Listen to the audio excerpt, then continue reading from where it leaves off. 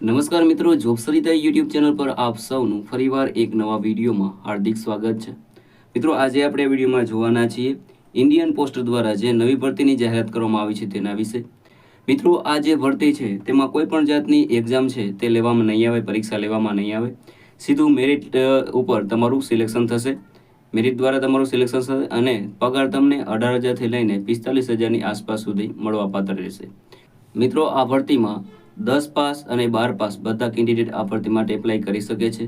તેની સાથે કોઈ પણ જાતની એક્ઝામ ફી છે તે ભરવાની રહેતી નથી અને આ ભરતી માટે તમારે ઓનલાઈન અરજી કરવાની રહેશે અને આ ભરતી માટે ઓલ ઇન્ડિયાના બધા કેન્ડિડેટ આ ભરતી માટે એપ્લાય કરી શકે છે। તો મિત્રો, આજે આપણે વિડીયોમાં જોવાના છીએ ઇન્ડિયન પોસ્ટ દ્વારા જે નવી ભરતીની જાહેરાત કરવામાં આવી છે તેની સંપૂર્ણ માહિતી। જો તમને આ વિડીયો પસંદ આવે તો વિડીયો લાઈક કરજો, શેર કરજો અને આ ચેનલ પર પહેલી વખત આવ્યા હોય તો ચેનલ સબસ્ક્રાઇબ કરી લેજો, જેથી આવનાર નવા વિડીયોની માહિતી આપ સુધી પહોંચી શકે। તો આપણે જઈશું ઇન્ડિયન પોસ્ટ દ્વારા જે નવી ભરતીની જાહેરાત કરવામાં આવી છે તેની ડિટેલ ઉપર અને સંપૂર્ણ માહિતી મેળવીએ। તો મિત્રો, આપણે આવી ગયા છે ઇન્ડિયા પોસ્ટ ઓફિસ દ્વારા જે નવી ભરતીની જાહેરાત કરવામાં આવી છે તેની ડિટેલ ઉપર। અહીં ઓર્ગેનાઇઝેશનનું નામ છે ઇન્ડિયા પોસ્ટલ સર્કલ દ્વારા ભરતી છે તેની જાહેરાત કરવામાં આવી છે। વાત કરીએ આપણે પોસ્ટ નેમની તો ઘણી બધી પોસ્ટ ઉપર ભરતી થવાની છે, જેના પોસ્ટ નેમ અહીં આપેલા છે, જેમાં પીએ, એસએ, એમટીએસ, પોસ્ટમેન, મેલ ગાર્ડ આ બધી પોસ્ટ ઉપર ભરતી થવાની છે। ટોટલ વેકેન્સીની વાત કરીએ તો 40 પોસ્ટ ઉપર ભરતી થવાની છે। આ ભરતી માટેના જે એપ્લિકેશન મોડ છે તે ઓનલાઈન છે, ઓનલાઈન તમારે એપ્લાય કરવાનું રહેશે। પોસ્ટ નેમની વાત કરીએ તો ઘણી બધી પોસ્ટ ઉપર ભરતી થવાની છે, જેમાં postal assistant, short listing assistant, MTS એટલે કે મલ્ટી ટાસ્કિંગ સ્ટાફ, પોસ્ટમેન અને મેલ ગાર્ડ આટલી પોસ્ટ ઉપર ભરતી થવાની છે, તો એપ્લાય જરૂર કરી દેજો।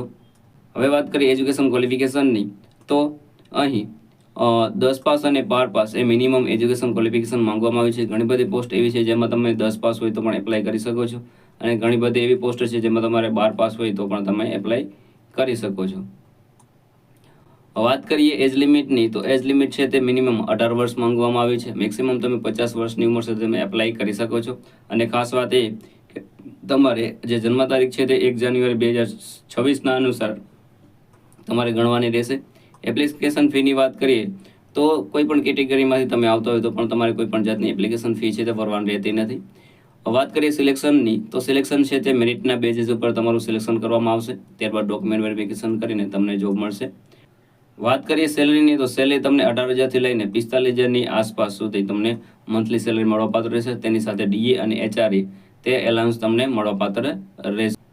હવે વાત કરીએ રોલની તો રોલમાં તમારે શું કામ કરવાનું રહેશે તો શોર્ટ લિસ્ટિંગ અને ડિસ્પેચ, ત્યારબાદ ઓફિસ હેલ્ડિંગ, ત્યારબાદ મેલ મેનેજમેન્ટ આટલું તમારે વર્ક કરવાનું રહેશે। વાત કરીએ જરૂરી ડોક્યુમેન્ટની તો તેમાં ફોટોગ્રાફ, સિગ્નેચર, 10માનું અથવા તો 12માનું સર્ટિફિકેટ, આધાર કાર્ડ, કાસ્ટ સર્ટિફિકેટ અને ડોમિસાઇલ સર્ટિફિકેટ આટલા 10 જે ડોક્યુમેન્ટ છે તમારી પાસે કમ્પલસરી હોવા જોઈએ, તો જ તમે આ ભરતી માટે એપ્લાય કરી શકો છો।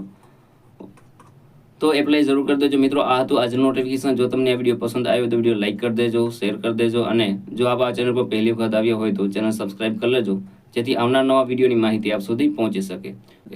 તો આ સાથે આજનો વિડીયો પૂરો કરું છું। મળીએ નવા વિડીયોમાં નવી ભરતી સાથે। જય હિન્દ, જય ભારત।